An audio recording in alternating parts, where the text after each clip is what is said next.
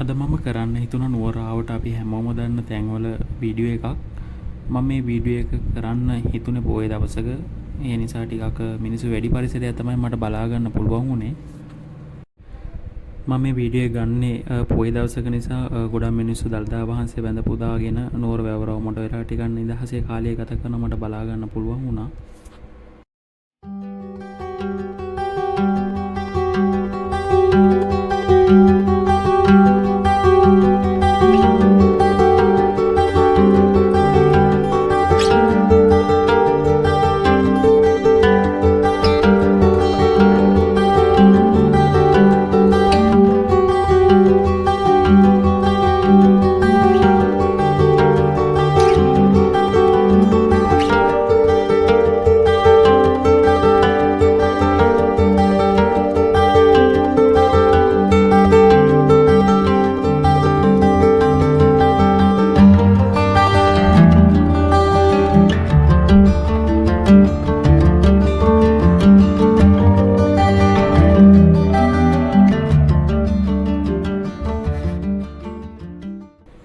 තව අවුරුදු ගානකින් අපි හැමෝම දන්න මහනුවර නගරේ මොන විදිහට වෙනස් වෙලා තියෙද කියලා අපිට බලා ගන්න පුළුවන්.